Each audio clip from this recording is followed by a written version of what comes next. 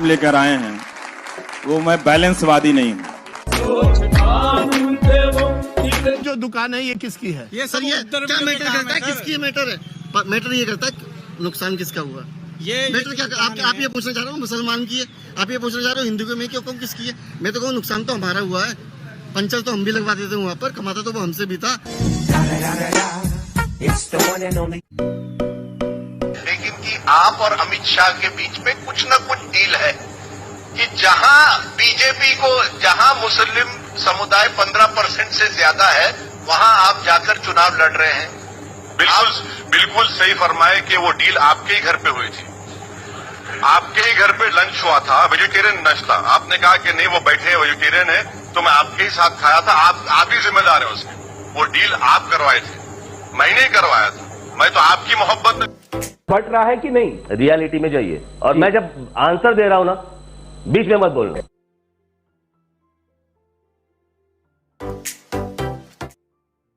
हमारे साथ देश के सबसे पावरफुल व्यक्ति है, नहीं नरेंद्र मोदी जी नहीं है हमारे साथ है मुकेश अंबानी जी। जब मैंने कहा कि सबसे पावरफुल या ताकतवर व्यक्ति हमारे साथ है, किस तरह से आप देखते हैं? आप मानते हैं? नहीं, मैं ये नहीं मानता हूं, मैं आपको सीरियसली लेता नहीं।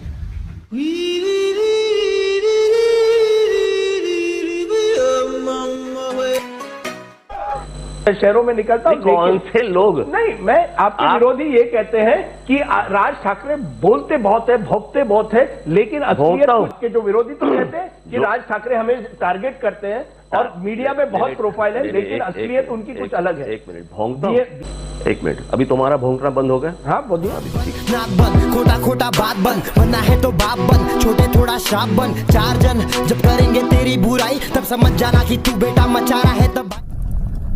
2009 के चुनाव में आपके कैंडिडेट्स, कई कैंडिडेट्स थे जिनको 1 लाख से ज्यादा वोट्स मिले, जिसकी वजह से शिवसेना को हार भुगतनी पड़ी। पहली बात, राजदीप ये इंटरव्यू है, इंट्रोगेशन नहीं है, पीछे बैठ के मेरे साथ बात करो। चलिए मैं पीछे बैठता हूँ। और इंटरव्यू है, इंटरव्यू में आवाज नहीं ऊपर होती। चलिए। हाँ,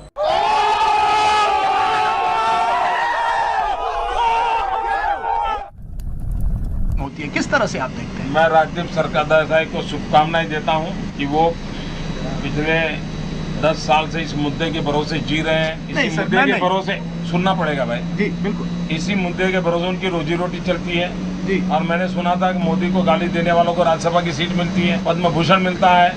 तो मेरी राजदीप सरदेसाई को शुभकामना है कि आप अपना ये अभियान जारी रखिए और आप भी ऐसे मित्रों की मदद से राज्यसभा में पहुंच जाइए। आप भी ऐसे मित्रों की मदद से पद्मश्री पद्म भूषण कुछ प्राप्त कीजिए। मेरी आपको बहुत शुभकामनाएं हैं। गुजरात पूजा है या व्यक्ति पूजा है? कि जो विरोधी है एक पॉइंट हमेशा कहते हैं मोदी जी कि नरेंद्र मोदी व्यक्ति पूजा की बात कर रहे हैं। The major criticism against your government at the moment is that it is about an individual. Do you believe that you can build systems like this? अगर मैं इवनिंग कॉर्ड करता हूं, is it not a system? अगर मैं ज्योतिग्राम करता हूं, is it not a system? अगर मैं गर्ल चाइल्ड एजुकेशन के लिए 700 लोगों को लेकर गांव में जाता हूं, is it not a system? अगर आपको पूरा समझने का समय नहीं है, आपको एक चलती का नाम गाड़ी लिखने की आदत है, अब उसको जवाब देता मैं कहां टाइम बिगाड़ूंगा भैया? आप अपना काम कीजिए, हम हमारा काम करेंगे। You wanna try me to my close? I'm an east side boy and this boy don't play. I leave mad jaws drop with nothing to say, and I'm a mad rich kid. But what is your experience? Which was easier to manage? Let me complete. You don't have this habit. I am sorry to tell you and remind you, you are interviewing the former president. Please have the necessary courtesy. Yes, sir. Don't interrupt. I am sorry to No, tell absolutely. you. I am not eager to appear on the screen. No, you have invited me. Firstly, you cannot raise your voice. My apologies. Do you believe that we have become a more intolerant society? You know, Rajdeep, I don't know how journalists address this issue, but really, I'm not qualified to answer this question at all. I'm the least educated person. Issues are concerned. You're being diplomatic. You don't want to fall into a trap. No. No. So, okay, so you're admitting that this is some kind of a trap for me. No, I'm not.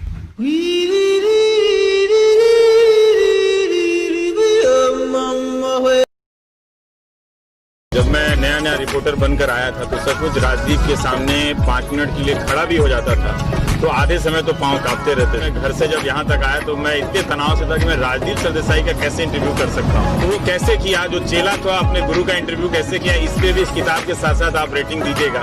ये मुश्किल होता है कि उस बराबरी का स्तर हासिल कर लेना पत्रकारिता में जिससे आपने सीखा हो और उसी तरह से आप सवाल कर रहे हैं। कितना बख्शा या नहीं बख्शा ये अलग चीजें होती हैं। आप बहुत ज्यादा नेगेटिव नहीं है। जैसे कल राजदीप आए थे, राजदीप ने कहा कि अगर मीडिया बटा है, मानक मैं दुकानदार नहीं हूँ, आप जिनका नाम लेकर आए हैं वो मैं बैलेंसवादी नहीं हूँ।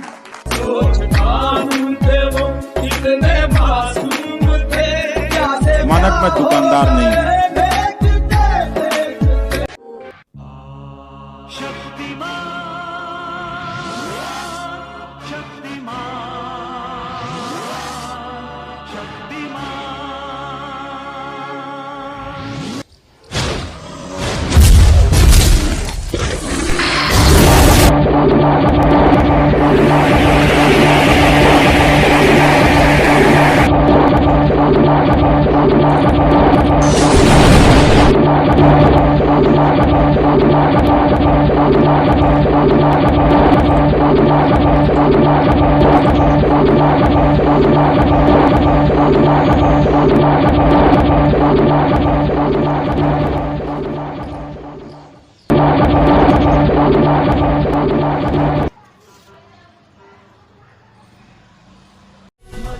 सबको जोड़ करके चलने से कैसे परिणाम आते हैं हमने करके दिखाया। आपकी या टारगेटिंग होती है, किस तरह से आप देखते हैं? मैं राजदीप सरदेसाई को शुभकामनाएं देता हूं कि वो पिछले 10 साल से इस मुद्दे के भरोसे जी रहे हैं।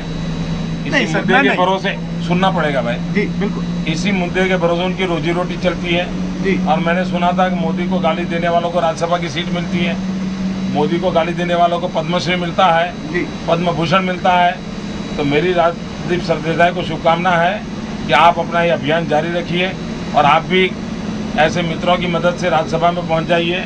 आप भी ऐसे मित्रों की मदद से पद्मश्री पद्म भूषण कुछ प्राप्त कीजिए। मेरी आपको बहुत शुभकामनाएं हैं।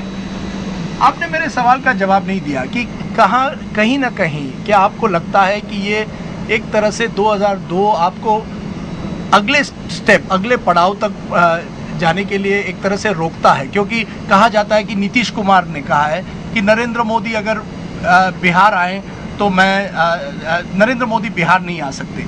कहीं ना कहीं 2002 एक तरह से आपकी जो राजनीतिक करियर में अभी तक एक रुकावट है या नहीं?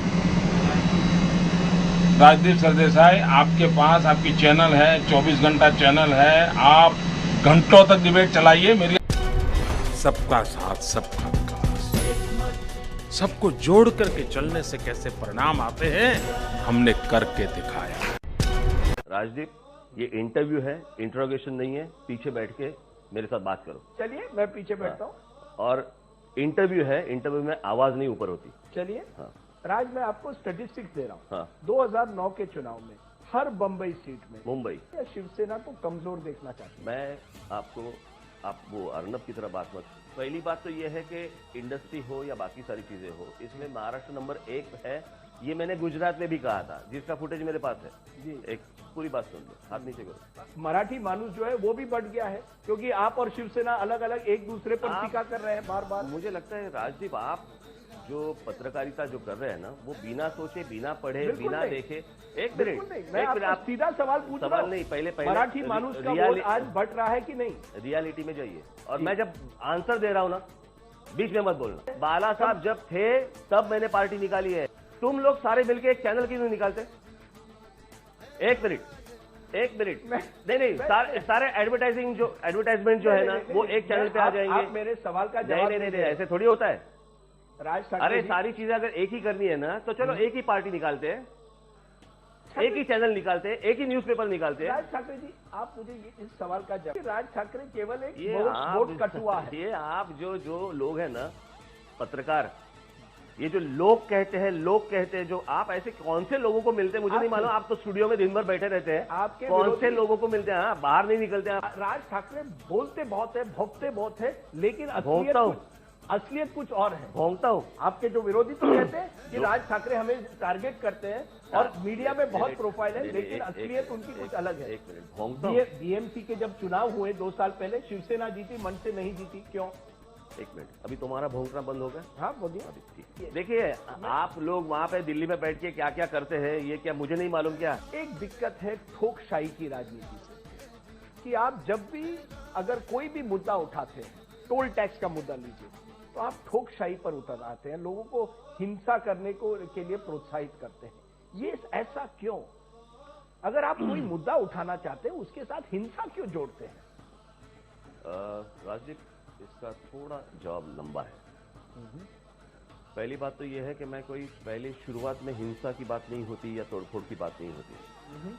हम लोग पहले बात जाके करते हैं, पहले निवेदन देते हैं, पहले उनके साथ बात करके ये सारा प्रॉब्लम जो है वो समझाते हैं कि हिंसा पर उतर आओ, टोल टैक्स, टोल मत देना, तो टोल जो नाके हैं वहां तोड़फोड़ करो।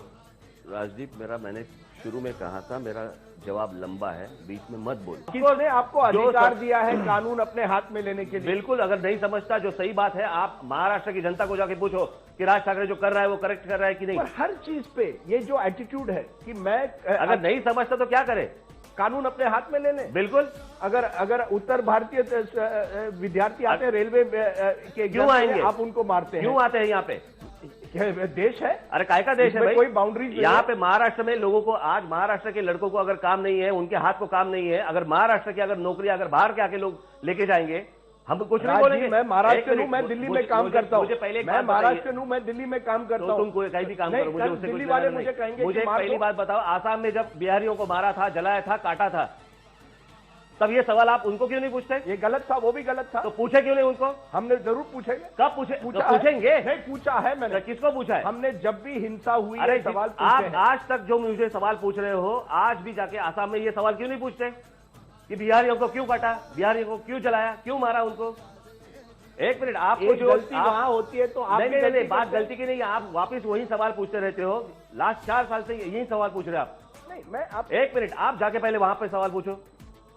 आप वहां सवाल नहीं पूछते हैं, आप जहां पे टीआरपी है वहां पे सवाल पूछते हैं। आपने आग भड़काई, यानी आप ठोकशाही की राजनीति से दूर नहीं हटेंगे। बिल्कुल, जहां पे जरूरत है ठोकशाही की, वहां पे ठोकशाही ही होगी।